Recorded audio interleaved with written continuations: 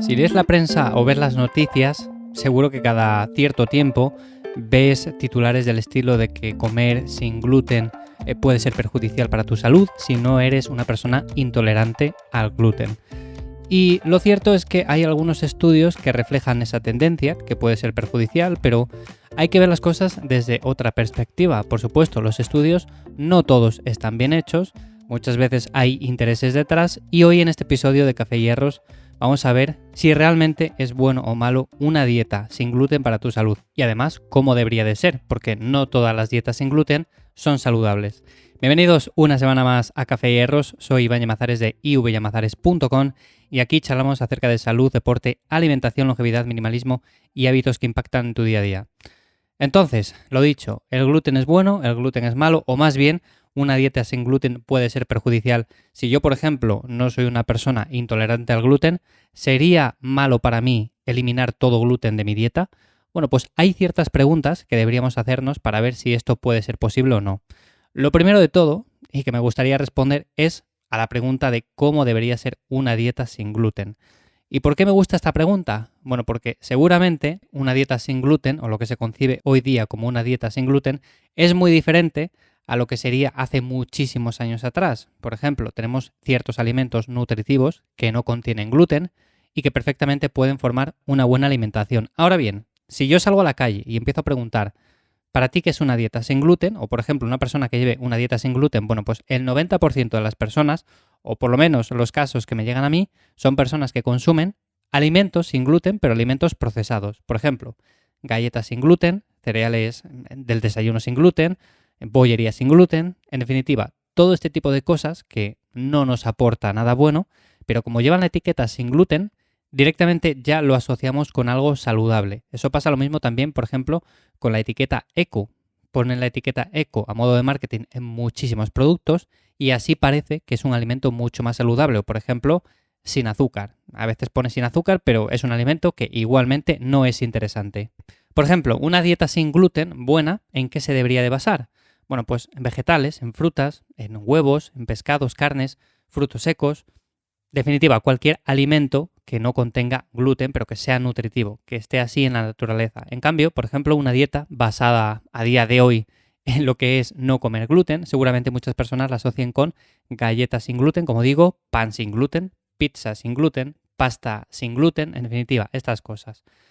El resultado es muy sencillo. Seguramente todas estas personas que opten por alimentos que ponen sin gluten pero que son procesados, al final terminen alimentándose peor que una persona que coma gluten, que lo pueda tolerar bien, pero que además incluya vegetales, frutas, huevos, frutos secos, en definitiva, todos estos alimentos. Por lo tanto, esta parte es muy importante. Seguramente tengamos grupos de personas que se alimentan súper fatal pensando que lo hacen bien, simplemente por consumir alimentos con esta etiqueta. Y por otra parte tenemos personas que quizás no se preocupan tanto por consumir alimentos que no tienen gluten porque lo toleran bien y lo están haciendo mejor. Luego la siguiente pregunta que deberíamos hacernos es ¿qué dicen los estudios hasta la fecha? Porque hay diferentes estudios que asocian una dieta sin gluten con mejor salud en general. Por ejemplo, mejora el control glucémico y el perfil lipídico, mejoran las condiciones del síndrome metabólico, también, por ejemplo, mayor reducción de triglicéridos, incluso mayor pérdida de peso o hinchazón abdominal. Por lo tanto, podríamos decir que sí, que una dieta basada en alimentos que no contengan gluten puede ser beneficiosa, pero también hay que ver que este tipo de estudios, además de eliminar alimentos con gluten, también eliminan, por ejemplo, legumbres, eliminan lácteos y eliminan otros alimentos que también puede verse eso el beneficio. Por supuesto, una persona que tolere bien todo este tipo de alimentos no va a ocurrir nada. Y de hecho, todo esto en un contexto en el cual hagamos deporte y deporte de calidad, pues seguramente no influya en absolutamente nada. Ahora bien, si en un ensayo, por ejemplo, por lo que sea, eliminan alimentos con gluten, personas que tienen poca tolerancia y además eliminan lácteos, porque también sabemos que hay personas que tienen poca tolerancia y eliminamos las legumbres, pues nos estamos quitando muchos grupos de alimentos que son, en cierto modo, problemáticos o que pueden serlo. Por lo tanto, de ahí también pueden venir parte de los beneficios y no solamente se los deberíamos de atribuir al tema del gluten. A gluten sí o gluten no, porque hay muchas otras cosas en una alimentación. Luego es cierto que, por otra parte, tenemos a personas que es o todo blanco o todo negro. Personas que defienden a muerte el gluten como que debería de formar parte de la alimentación sí o sí. Y luego, por otra parte, tenemos a personas que lo odian a muerte, que tienen una cruzada contra el gluten y no conciben una alimentación que contenga ciertos alimentos que puedan tener gluten. Bueno, pues yo me quedaría en un punto intermedio. Y de hecho, si nos hacemos la pregunta de qué posibles riesgos podemos tener a la hora de eliminar el gluten, el mayor inconveniente que se me viene a la mente es el tema de que si eliminamos un alimento el cual toleramos medianamente bien y lo hacemos por completo, o sea, no le volvemos a tomar durante muchísimo tiempo, seguramente cuando pasen X meses o X años, lo que sea, si volvemos a introducir ese alimento puntualmente, por lo que sea, por una comida fuera, por un evento, por cualquier tema, seguramente a la gran mayoría de personas les siente mal.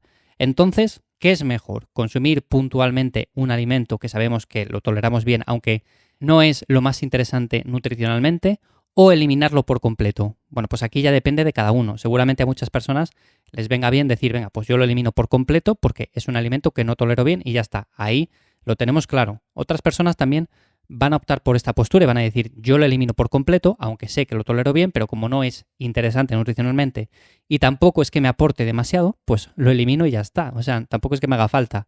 Y luego otro grupo de personas, entre las que me incluyo, pues optan por consumirlo puntualmente, con dosis que podemos considerar ridículas. Por ejemplo, comer puntualmente un bocadillo de pan, que incluso puedes elegir un pan de calidad, no hace falta que sea un pan refinado del Mercadona. Bueno, pues no perdemos esa tolerancia. El problema vendría si, por ejemplo, lo hacemos diariamente y encima desplazamos otros grupos de alimentos que son más interesantes. Entonces, como conclusión a todo esto y respondiendo a estas 3 preguntas, pues una dieta sin gluten debería de estar basada en vegetales, frutas, en frutos secos, huevos, pescados, carnes, cosas de este estilo. Y por supuesto no debería de estar basada en galletas, en por ejemplo pasta sin gluten y demás procesados.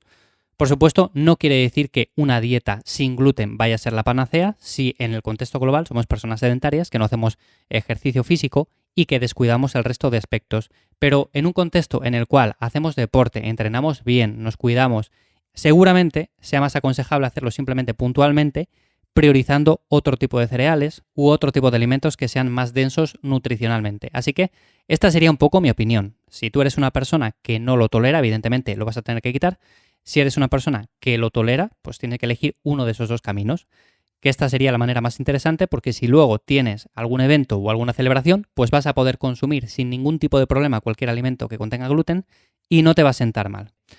Y bueno, para terminar el episodio de hoy, que sé que os gustan las preguntas y respuestas, había pensado en que, en lugar de hacer un preguntas y respuestas como tal, vamos a añadir una sección nueva dentro de los episodios. Al final es un episodio semanal, es muy cortito, así que me ha parecido interesante dejar para el final del episodio todas las semanas una pregunta que me enviéis a través de redes sociales o a través de la página web.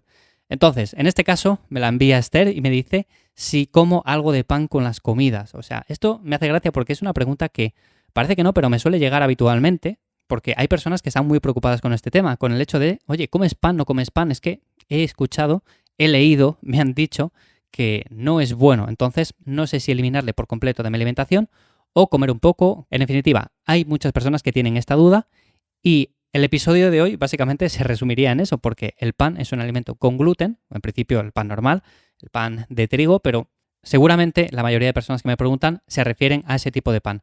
Entonces, bueno, mi opinión es esa. Yo, por supuesto, sí que como pan puntualmente con las comidas, no me supone mayor problema, soy una persona deportista, tampoco me afecta negativamente, o sea, le digiero bien y por lo tanto, como digo, para mí es una mejor opción esta que no directamente eliminarlo por completo, pero eso ya depende un poco de cada uno. Así que, bueno, queda respondida la pregunta. Ya sabéis que podéis dejarme vuestras preguntas en redes sociales, como digo, y en siguientes episodios, al finalizar cada episodio, contesto una pregunta. Quizás algunas sean un poco más desarrolladas. Esta ha sido muy cortita, simplemente una curiosidad más. Así que espero que os guste esta nueva sección que dejo por aquí al final de los episodios. Así que nada más por hoy. Espero que os haya resultado interesante o de ayuda, que os haya gustado al menos. Valoro mucho las 5 estrellas en Spotify y Apple Podcast, como siempre. Ya sabéis que me encontráis en ivyamazares.com para más cosas. Y sin más, nos escuchamos por aquí de nuevo en 7 días. ¡Chao!